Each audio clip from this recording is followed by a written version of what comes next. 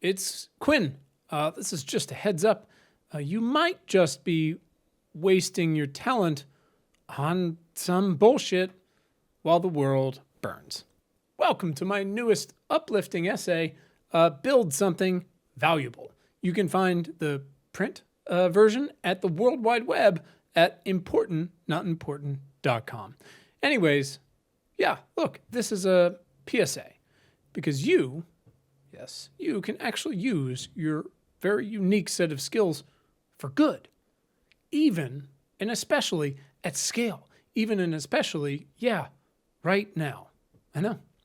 But as famed mathematician Richard Hamming demanded of his Bell Labs chemistry colleagues all those decades ago, if what you are doing is not important, and if you don't think it's going to lead to something important, why are you at Bell Labs working on it? Look, maybe you don't know your why yet. It's fair. So many of the people we meet and work with and write for are in this fight for a very specific reason. Maybe you don't totally know why yet. Those folks, they had, in screenwriting language, a fundamental inciting incident. It drives them to do important full-time work, part-time volunteering, or some sort of philanthropy, whether it's $1 or $1 million. Everybody's inciting incident is different. And look, this is going to be pretty woo-woo, but for real, the key is to be ready to receive it. Because even though everybody's inciting incident is different, yours can lead you to do work that impacts millions of people. So the question you should be asking yourself is, who hurt you? As former Facebook engineer Jeff Hammerbacher said to Business Week in 2011, the best minds of my generation are thinking about how to make people click ads. That sucks. We built an app called What Can I Do? Because it's the question we get asked the most, and arguably it is the most important question of all time. The most useful answer to that question, of course, depends on you. It depends on your interests, your skills, what you give a shit about, what your exposure to various issues or opportunities are, your lived experience, etc., etc. Some of us can be doctors, and some of us, like me, cannot. Our app lets you put all that in and matches you up with the most reputable results and other folks on the same track or totally different. It's up to you. I mentioned capitalism. So to be clear, you can search our app for free, forever, from anywhere in the world. But it does cost money if you want to do more. If you are interested in doing more, power users, or as we call them, important members, can pay $2 a month or $20 a year to save their favorite actions and organizations, their settings, their action history, and most importantly, to build a network of in real life humans who share their burning, irrepressible desire to unfuck the world. The app is born of my own losses and struggles, my own desire to smash together all of my past work experiences into one important thing, to make something that is immediately and intuitively fucking useful. And it's both free to the public and a couple bucks if you want to help pay the bills. It is like Watch Duty, born of a specific origin story. And What Can I Do and Watch Duty are both versions of what's called public interest technology.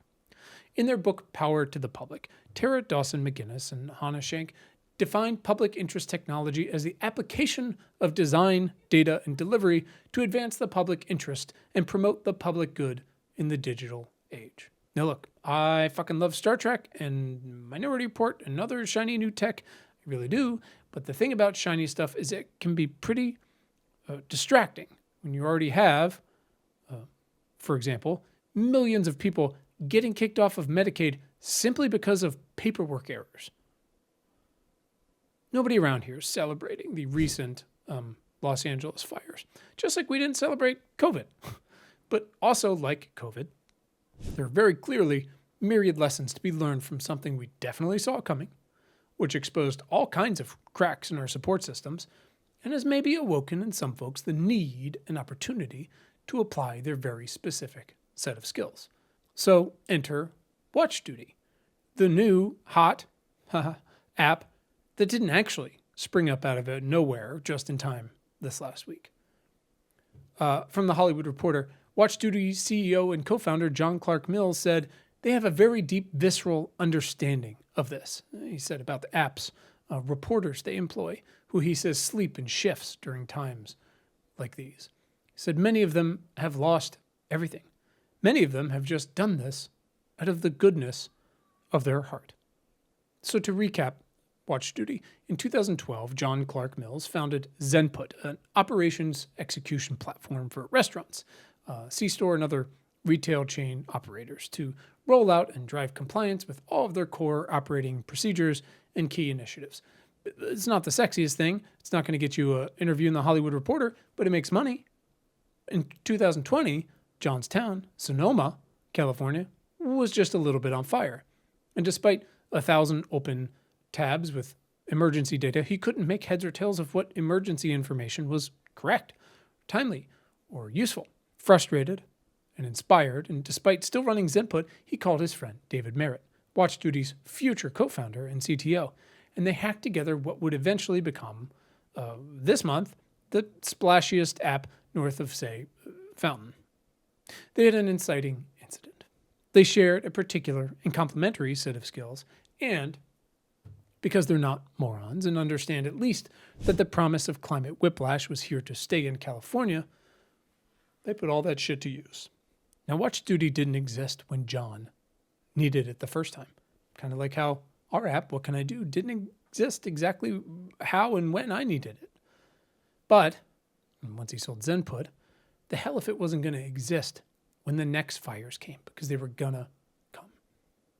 And as Toni Morrison said, the function of freedom is to free someone else. So, a reasonable tech stack was constructed, whether APIs were had, a nonprofit was born, relationships with fire departments and local governments grew, and here we are. LA County smolders finally, and WatchDuty was among the top apps in the US App Store this month. And again, just in time. He went further talking to the Hollywood Reporter. He said the impetus of this is the same thing that people are going through now. Noting that while WatchDuty now exists and is helpful, it's never enough.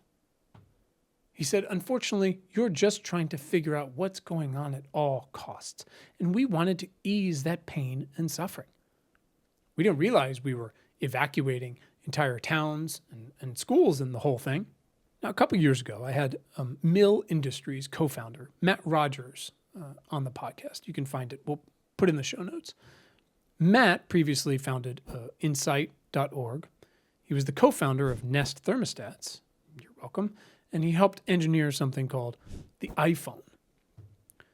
So partway through our conversation, I think towards the end a little bit, I asked Matt why he should be the one to, bring the sexy back to trash and trash cans.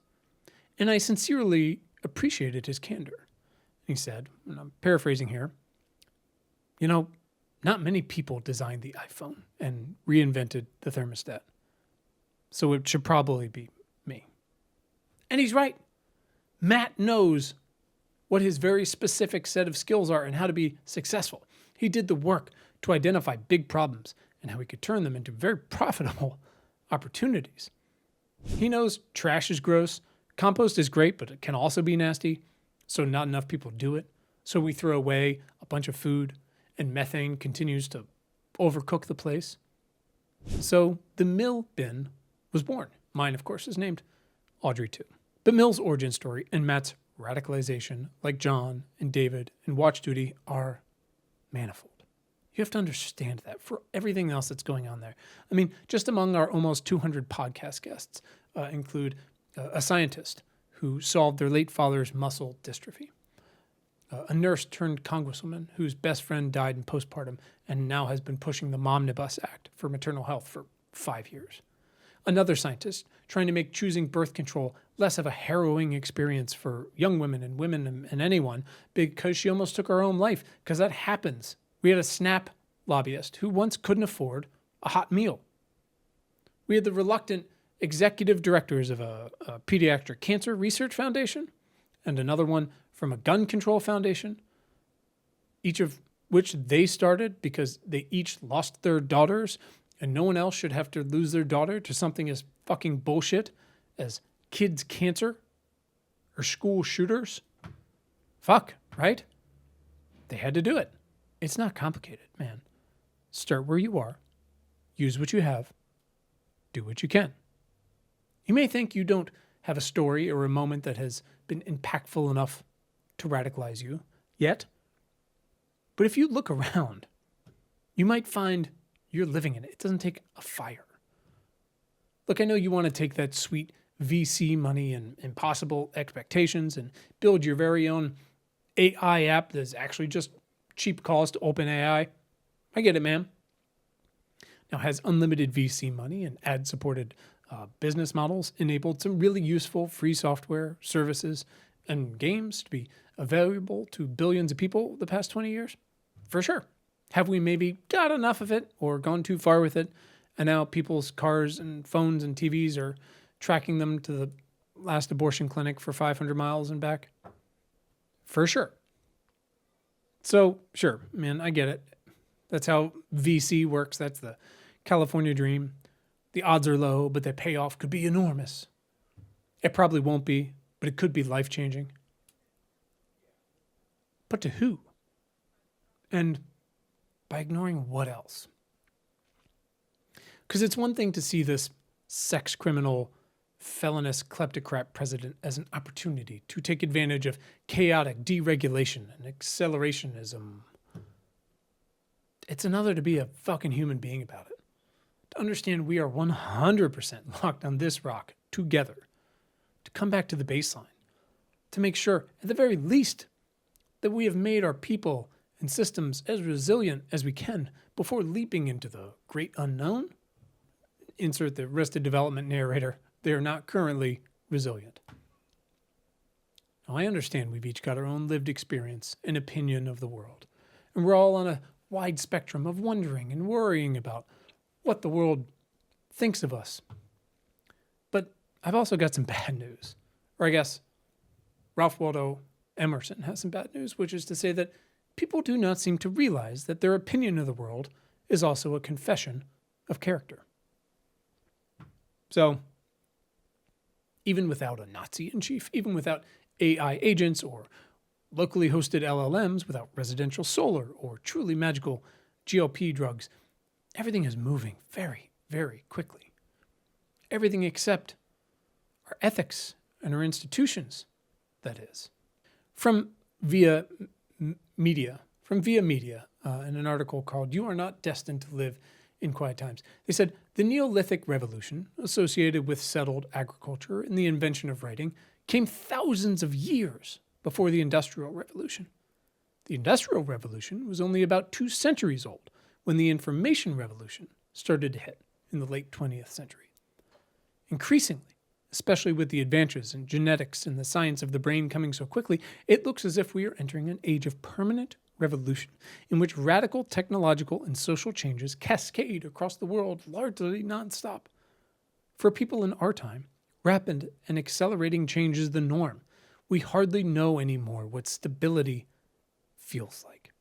Look, even you, working remotely, technically on the corner of Sand Hill Road, you can feel what's happening here. You think your finger is on the pulse of tech, but your 6-year-old is on fucking Red Note or some other spying app, and every once in a while you feel like you're not actually in control here, and no, there aren't private firefighters. They're not coming to save you.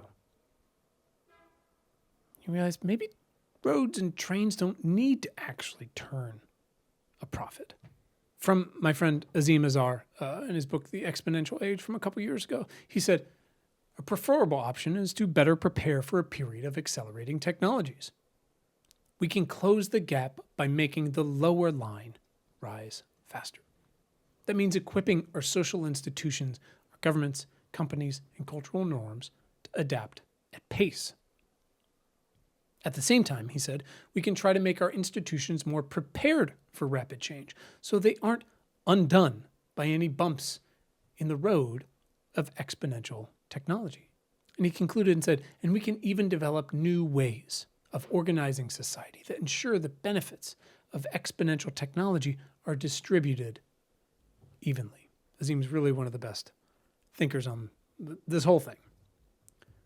Now, watch duty is intentional in not only its why, but also in its how. It is intentional from its code of conduct, which you can read, to what it doesn't include. Mills told The Verge, all information is vetted for quality over quantity. He said, we have a code of conduct for reporters. For example, we never report on injuries or give specific addresses. It's all tailored with a specific set of criteria. We do not editorialize. We report on what we have heard on the scanners. And Merritt said, it's the antithesis of what a lot of tech does. We don't want you to spend time in the app. You get information and you get out. Now, this last bit may seem particularly insane for you if your entire business model is predicated on hacking eyeball time. One commenter on one of my favorite blogs said, I think part of the reason I gravitated towards Watch Duty was the complete absence of all the analysis, political context, personal stories, etc. I want that other information, but in a separate feed and on my own time. In the moment, I just want to be able to access the latest factual information needed to make decisions. Yeah, that's what you want, you know? When your neighborhood is on fire and those fires move, it's like a football field every second or every minute, doesn't matter. Nobody wants your fucking version of reels or stories. If you want to spend your limited time here, where exactly 0 days after this one are guaranteed, taking shots at a glorious, wildly profitable tech future, this is, first of all, probably the wrong blog for you. Unless you're ready to make like Mackenzie Scott and shoot your wealth out of a fucking t-shirt cannon until it's gone. Because you can't expect the kind of goodwill Watch Duty has so rightfully earned by operating exclusively on the bleeding edge. However much, sure, longevity drugs and fusion may be cool someday, sound cool, who knows? Yeah, we should do that stuff too. This isn't black or white. But I'm letting you know that you can build goodwill that compounds by catalyzing change around existing systemic and frankly fucking stupid own goal problems that simply because of the attack surface could snowball into massive changes and maybe even, I don't know, man, like a stamp with your fucking face on it or something later. You can keep trying to create solutions for problems that only exist for Mark Andreessen, or you can, right now, kickstart some compound action from years and decades of people simply not being in fucking poverty. You could read my man Isaac Saul, the founder and author of Tangled. Congrats on the new baby. You can read his ideas for staffing up immigration administration by a factor of like 1,000. And then, I don't know, fucking bootstrap it. Rich guy. You could spend your piles of gold and years of slick tech marketing experience to advocate in truly whatever obnoxious way is most effective for child tax credits and paid leave in your state. You could be, for a terrible metaphor, the shock and awe for so many health department workers, approaching them with humility for their hard-earned experience, but also for their lack of resources. You could actually simply ask, how can I help? From one of Ryan Holiday's books, here's an Albert Camus quote. It says, it seems ridiculous, but the only way to fight the plague is with decency. Now look, could you do all this today and then get hit by a fucking I don't know, 950 tomorrow, like the rest of us are going to be? For sure. And even more so. From the book 4,000 Weeks, Time Management for Mortals, here's a question. What actions, what acts of generosity or care for the world, what ambitious schemes or investments in the distant future might it be meaningful to undertake today if you could come to terms with never seeing the results? He said, we're all in the position of medieval stonemasons, adding a few more bricks to a cathedral whose completion we know we'll never see. But the cathedral's still worth building all the same. And that's how I feel about, universal free school lunches, folks. Have you ever used a poorly designed government website or some nonprofits app and thought, how can they possibly operate like this? I'm among the best in the world at user experience, and even I can't figure it out. Well, great fucking news. You can help. As Mills told SiliconValley.com, his voice frayed by fatigue, he said, we decided to take a human-centered approach to the information problem. said while governments release important facts during a crisis, no one was really thinking about the user experience. That could be you. You could do that for any of this shit. But again, a warning. You shouldn't go into this with the intention or expectation of a write-up in, say, SiliconValley.com or looking for the third thing, as they say. However many millions of people genuinely can use your help, your contribution might not seem immediately so sexy or even be applicable most of the time. Again, from Matt Pierce's blog, he said, WatchDuty's killer use case for the rest of us is to deliver no bullshit fire data, mapping and emergency information to civilians suddenly in and around harm's way. Most people out west spend 98% of their waking lives not thinking about wildfires. WatchDuty is for that 2% of crisis time. Look, your app or tool or backend or user experience or marketing or just your cash will probably never get an article in the Hollywood Reporter, especially during Oscar season in this economy. And you actually wouldn't be unique in that respect. Again, from Power to the Public, the promise of public interest technology, they note public sector workers in states face serious penalties for giving someone a benefit who shouldn't have received one. Conversely, no one gets a trophy or a raise for enrolling more people in a benefit, speeding the process, or simplifying people's lives. Is that perverse and stupid? For sure. But you should know that is kind of how things work. Because knowing this, you could just change your values. I know. But if you can change your values for empathy and then literally code them into this new work, whatever it is, you could help make empathy the operating system for many, many more systems. Isn't that better than a trophy? Do you really need that TechCrunch write-up? As Merritt said to The Verge, we view what we were doing as a public service. It is a utility that everyone should have, which is timely, relevant information for their safety during emergencies. He said, right now, it's very scattered. He said, even the agencies themselves, which have the best intentions, their hands are tied by bureaucracy or contracts. So we partner with government sources with a focus on firefighting. Look, I'm not saying you should only operate in your backyard or only buy treated bed nets all the way in wherever for malaria, but you almost certainly shouldn't start a new organization, honestly. And again, whether it's down the street or you're helicoptering in, you should operate with humility for the people most affected, the people doing the work, and especially when those overlap. Again, from Power to the Public, close proximity, understanding, research, and constant program testing with the people you are trying to serve is essential to getting public policy and public programs right in the digital age. To improve how, say, government works today, we need to build a tighter feedback loop between the people and those who design policies for them. Yeah, you almost certainly shouldn't start a new organization because there are so many out there already doing what's needed, but who frankly just need some fucking resources. But sometimes, like WatchDuty, there's a gap. Sometimes there's not yet a straightforward, no bullshit, wildfire tracking app that requires one, someone who understands what it means to be scared shitless for a lack of information, and two, how to fix it. Someone who is then uniquely suited to say, fuck it, I'll do it. Or if anyone's going to do this, it should be me. And again, you can still bring that to existing organizations. What can I do? They need this. You say, I can do that. Because from ProPublica to the 19th, from apps that help you connect to a doula or a nurse during pregnancy or postpartum, GPS maps that track overfishing, that expedite solar approvals, digital COVID vaccine cards, and our friends at Capital B, the world is actually bursting with apps and tools and in real life services that are drastically more representative of the people affected than most of the bullshit that's marketed to us.